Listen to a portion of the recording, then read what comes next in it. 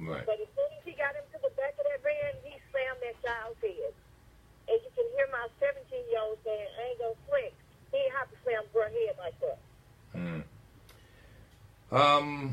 And so what did you do with the video? Did you contact the sheriff, or did you post it, or? First thing I did was posted it. Right. And then I called WLOX, and they said that they would get back with me, and someone else contacted me, Mr. T. Nathan Fairley. Mm-hmm. So once you posted it, but you didn't call the sheriff. No, I had called the sheriff already. I could never get anyone. You couldn't get the sheriff, I see. No, I kept calling the 896-3000, and I talked to a lady at the desk and explained what I'd seen. And she said that I need to talk to the major because he's the one in charge of the transporter. So I kept leaving messages, nobody called me back. So I went to the jailhouse itself. And I talked to one gentleman, and he looked at the video, and he routed me to the back to another gentleman. Right. Captain Neal. And as soon as Captain Neal looked at it, he told me, well, the guy resisted. And I said, sir, I don't see it. And he said, I'll look into it, but he's resisting right there. And I'm like, no, sir, he's stepping up into the back of the bed. He stepped on the back to get in the bed, and he was slammed. And I laughed about it, and I said, well, that's okay. I wanted to show it to you, and I left. So, and the prisoner was handcuffed behind his back? No, it was in front of him. He was shackled his foot and his legs. So he was handcuffed in front of him and shackled. I see. Yes, sir. Yeah. Well, let me just tell you, Ms. Peaches, I'm very glad that you recorded that. There's no doubt. And right now, I understand from Sheriff Peterson that there is an investigation, internal investigation, as to what happened there.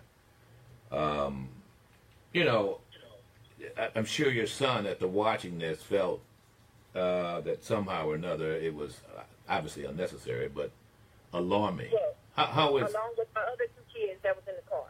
Yeah, yeah. It was a 10-year-old, 11-year-old, and a 7-year-old.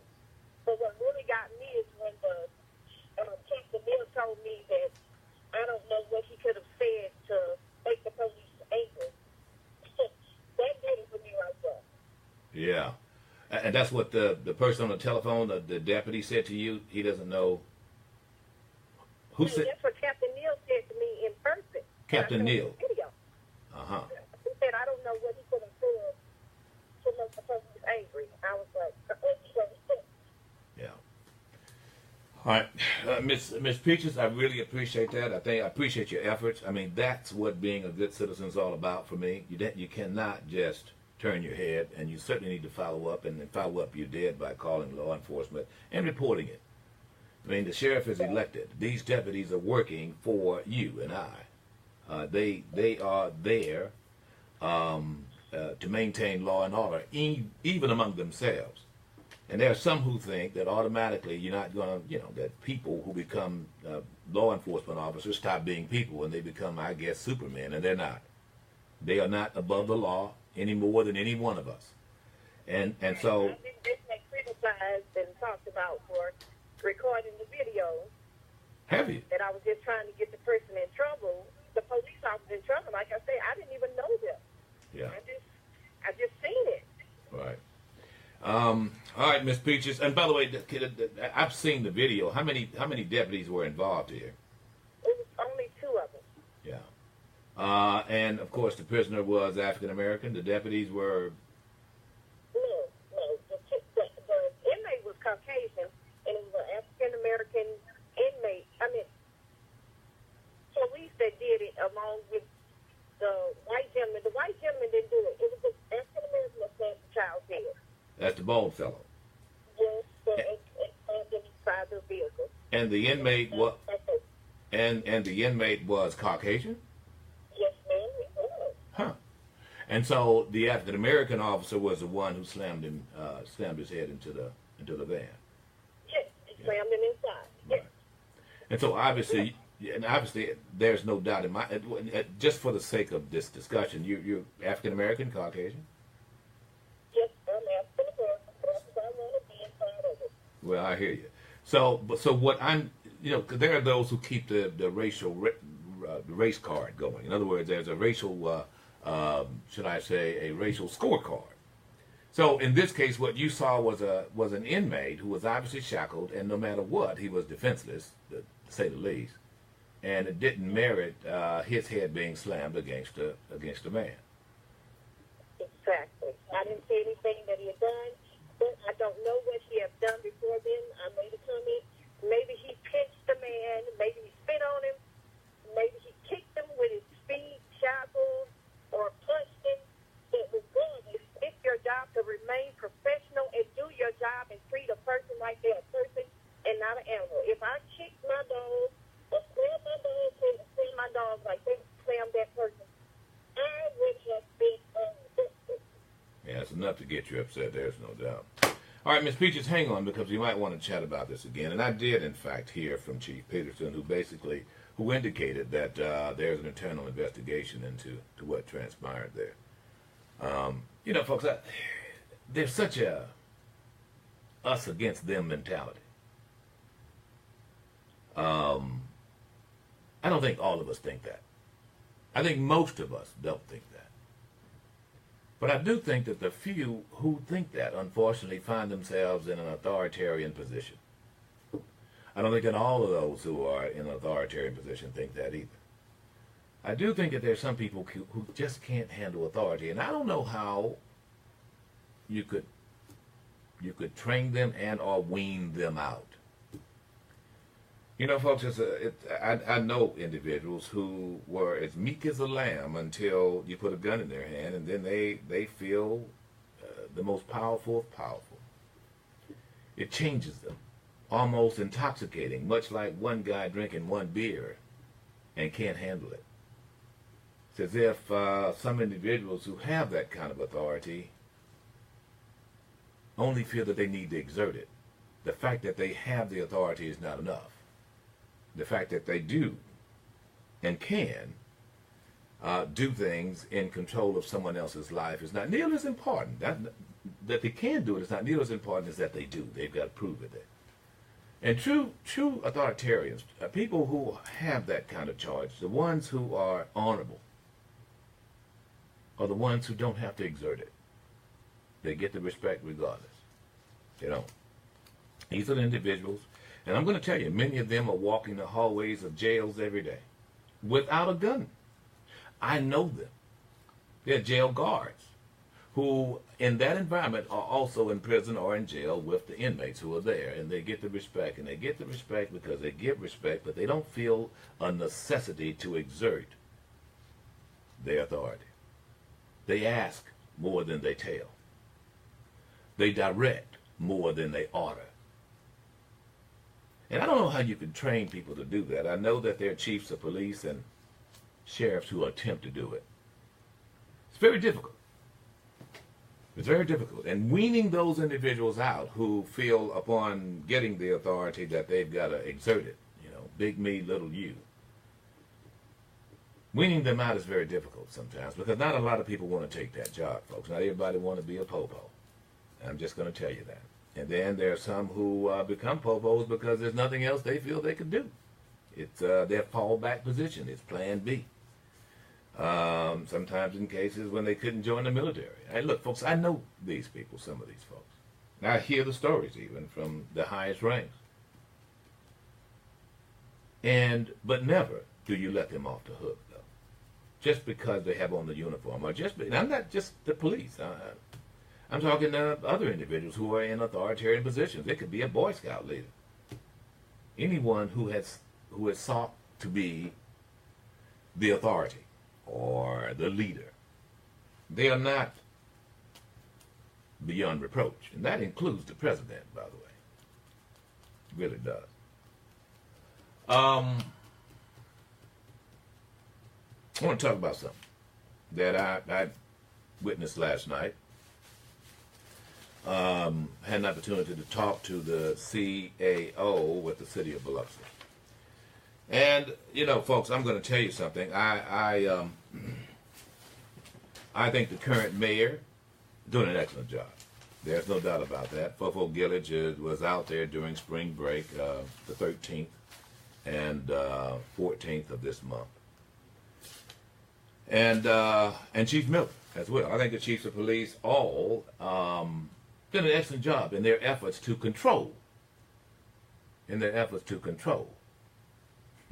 traffic. And I'm saying it like that for this reason, ladies and gentlemen. In a resort area, you want as many people as you can get. And it's not to say that you don't control people, but the reality is that there's a difference. I think it was. I think the plan that they have is questionable, and I'll get into this later. But I sit down, and I didn't sit down. I was in a nice little bar chatting with, and happened to meet the chief administrative officer, Michael Leonard, of the city of Biloxi, and he decided to bring up the spring break and discuss his view, his opinion about it. First, he came out with the fact that you didn't get the occupancy. There was very little, no more than an average day, which, by the way, Mike, if you're listening, and Fofo, if you're listening, and also you too, Vincent Krill, you need to educate him. Now, I'm going to tell you why, because when someone starts throwing numbers around, believe me, I have a tendency to go and check your numbers. I do. Especially being that I'm a member of the Hotel Motel Association. And once I've discovered that your numbers are wrong, then I wonder why it is you would come up with wrong numbers or make the suggestions you made. He suggested that the occupancy was low. Well, according to the Hotel Motel Association, during spring break, you're looking at 75.1% on Friday and 84.3% on Saturday. I don't doubt it could have been greater. Average around 80% room occupancy during spring break weekend. You know what's more interesting about this to me was the RevPAR. Pretty significant, meaning, in other words, the average rate jumped significantly. We're looking at $139,000 per room, $139 per room. That's pretty significant. For the entire weekend, it was $130. On average, it's somewhere around $120 or so. So, and by the way, you can pull these up. These are not my numbers. These are the numbers coming from them, Mike. Maybe you should do that before you start spewing what I think was venom as it applies to spring break. But he didn't stop there. Even after being corrected by an associate who knows, who knew the numbers that I knew and actually corrected him with 80%, he went on to say, well, it's us against them. The coast is not designed for this many people. We can't handle 100,000 or 75,000 people. You can tell that to Ocean Springs. Ocean Springs must do a better job during the Peter Anderson. Or maybe during Mardi Gras, you need to put a limit as to how many people should actually go in Biloxi. Mike went on. I kept trying to say, whoa, wait a minute now, where are we headed with this? And I pointed out to him, I said, now he's an old timer like me, so to speak. And I said, now you remember when Highway 90, even before Camille, was jam up and jelly tight? You know, when it said kids from Ole Miss and Mississippi State and USM would come down and literally, ladies and gentlemen, from the Friendship House all the way to the Buena Vista, which, by the way, is now the Beau Rivage. Friendship House is at DeBees Road. It was bumper-to-bumper traffic, both lanes, and you didn't have nearly, you didn't have Edgewater Mall. You had Edgewater Hotel. A lot of little small hotels, the Seagull, the Alamo, all of those.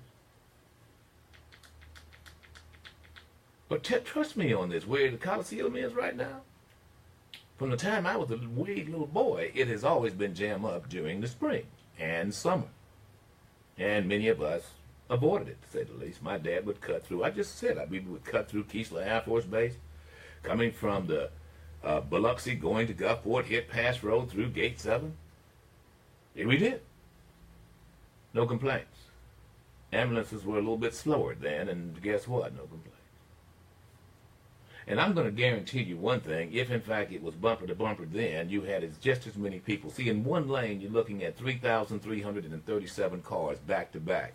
Average car is 15.4 feet.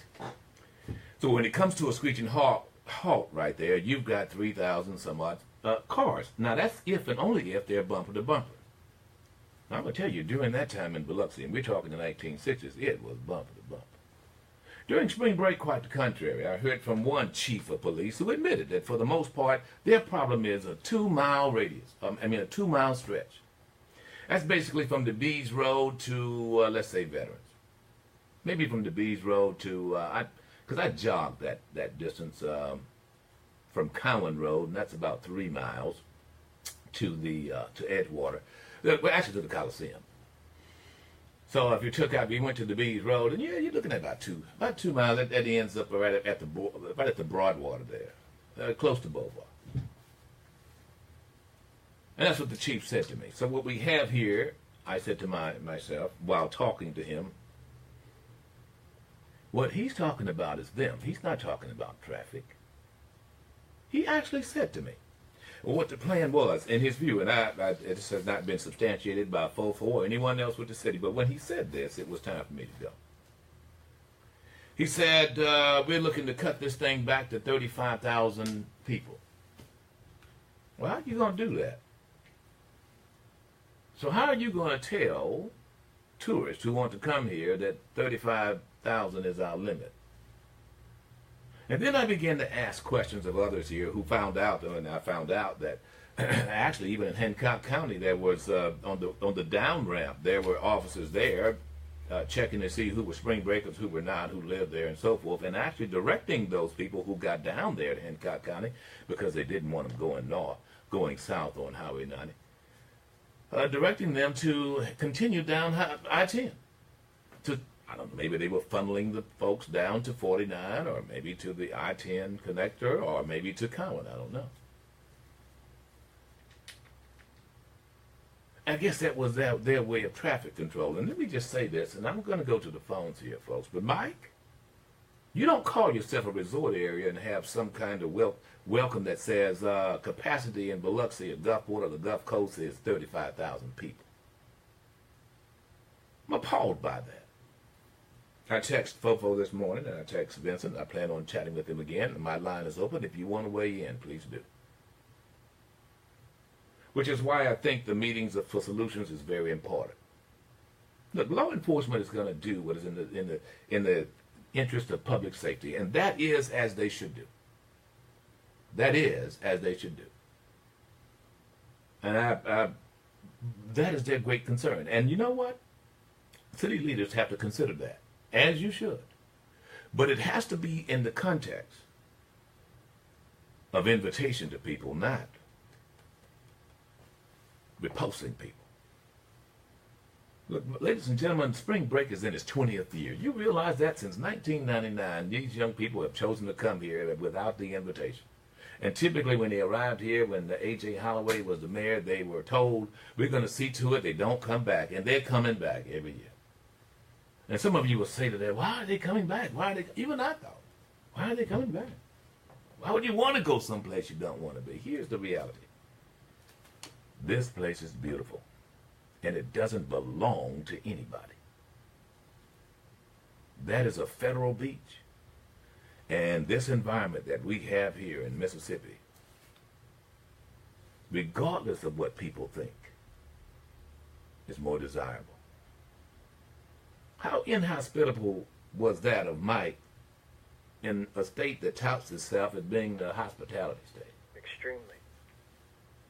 I was shocked. I had to leave the conversation. And Mike, you know I had to leave the conversation.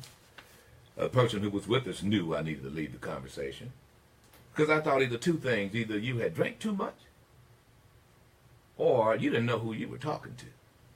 Because don't get me wrong, we can have this debate.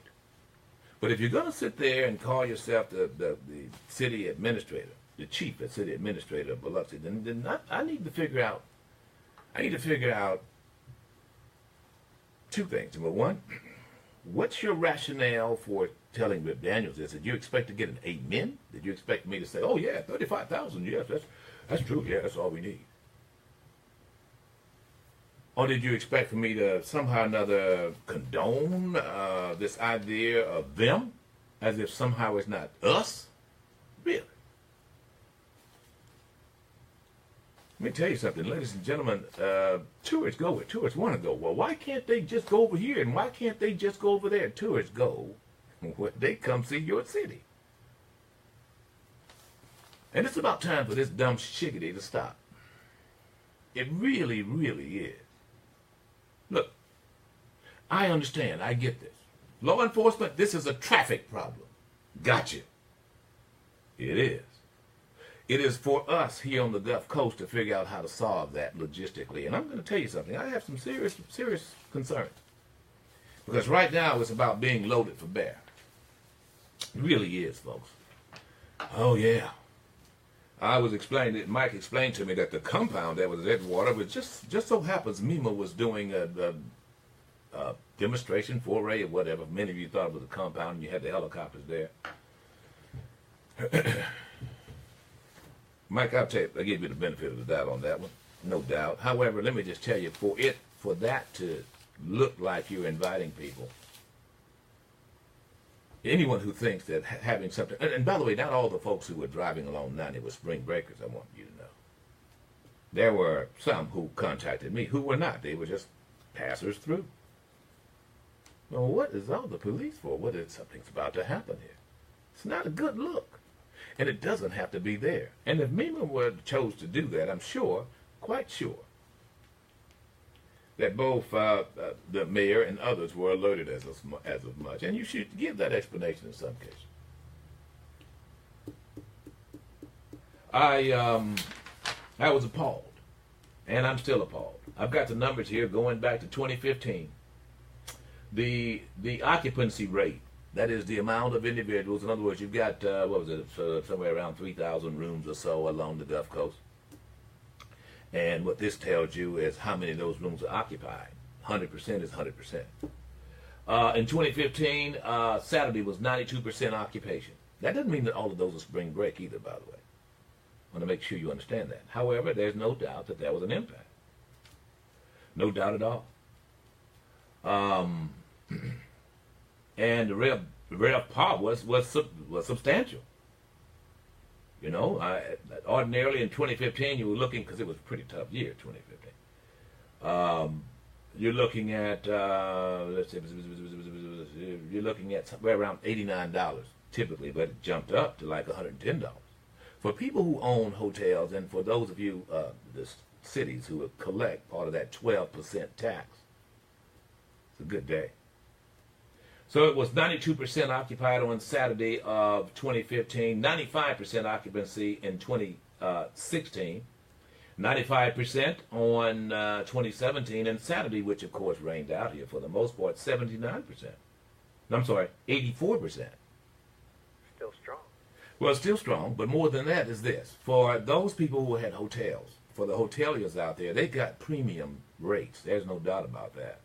And although it may have rained out, the reality is what happened, some of those rooms were paid for, and the kids or young people, those who booked the rooms, didn't show. So that means they didn't have to pay for a maid to go in and clean up. It was a good day for that rain situation. I'm sure law enforcement appreciated it too. However, it was not a good day for tourists. Look, I have the numbers, Michael. If you'd like, I will forward them to you. I don't have a problem with that, and we can have this debate with real numbers and not just sit around and pull something out of the seat of our pants. That's not what I do. That's not what I do. And I'm welcome to chat with you as well, Fofo, about this. I'm sure that, and I explained to Mike then, it's on the record, because I was stunned that he would take that position. My question now is whether or not there is this push, whether there is some kind of underlying motivation strategy to cut down the spring breakers to 35,000 instead of the 70 or 80,000 we think are coming. And I'm going to tell you something, folks. Even those numbers I think are wrong. For the most part, what you have here on the Gulf Coast are day trippers. That's what you got. And some of you guys in tourism need to admit that. You got about 3,000 or so rooms, right? Just two to a room, right? You're looking at 6,000 people. You put 4 to a room, you're looking at 12,000 people. Does that not say to any idiot out here that what you have are people driving from New Orleans, Mobile, Hattiesburg, and Jackson? And guess what they do? They drive back. I know that because many of them contacted me because many of them got tickets. They will stop for a little of anything, Maybe that's part of the strategy to cut it down to 35.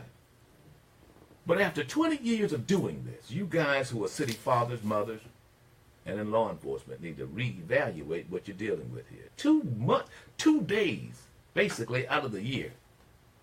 Out of 365 days, and you can't adjust? There's no panacea, and I do have some recommendations. What you have, ladies and gentlemen, is a parade. That's what you got when it comes to spring break.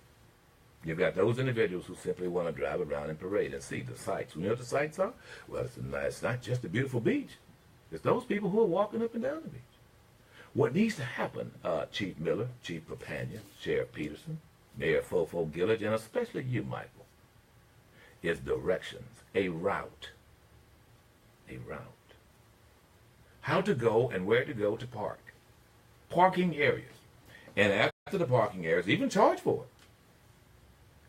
And you start on I-10, the main thoroughfare for how these folks come in. Now, look, folks, it's going to take city to do this. There's no doubt about that. It's going to take that kind of cooperation. Wherever the young people go, whatever the visitors go is a good thing. The problem is not the people control. It is the traffic control. I got it. You don't have enough parking spaces down on Highway 90. Got that. Then our task for these tourists is to figure out where to get them to park and act upon it. It may even be on pass road. It might be utilizing private property and actually cutting deals and taking and doing what is necessary. But the reality is that most of the people who are driving here are not coming here to be towed. They're not coming here to mess up the wonderful infrastructure or to raise hell. Most of the people who are coming here because they like it. And it's been happening like that for 20 long years. And I know, and by the way, to the chagrin of many, even some of those folks in tourism, oh God, here they come. It's like an invasion. Oh God, oh God. But if in fact I had 20, 30, 40, and some people said 70,000 people with an average $500 in their pocket to spend, I would be figuring out how to get that money. And it wouldn't be just with ticketing and towing. I'll tell you that right now. So, my compliments to Roe and Barry, and of course this station. Going to be at Sideways on Thursday. Mike told me that the city can't be there because the city's suing Sideways. I got you. We hadn't invited you anyway, Mike. I told you that. We have not invited media either. Because what we want is unfettered responses from those people who participate in spring break and those vendors who participate, and offer some solutions. We presented some of them to law enforcement and to government. Some of that came out of the meeting that was held last Thursday. Now, if by chance you attended spring break, or if by chance you got your complaints, then trust me on this, now is the time to offer those complaints and then offer the solution, or shut the hell up. So after spring break 2019, don't go tell me what we should have, would have, and could have done. When you have an opportunity to offer that up, because between now and then, yours truly, Rip Daniels, is certainly going to be trying to work to improve it and make it a more welcoming situation. By the way, folks, it should speak volumes to actually the tourism and local officials with the last survey they had that showed that many people don't feel that they're welcomed here. Go figure. Wonder why. Well, I guess the spring breakers will feel the same. I was here when people felt that back when you had the Hilton and the Sheraton, and we were starving for business. I was also in business. We'll be back. The Almanet Hotel and Bistro is your place for live music and entertainment, special events, and delicious mouth-watering Cajun Creole cuisine. The Almanet Hotel and Bistro, it is time to check in.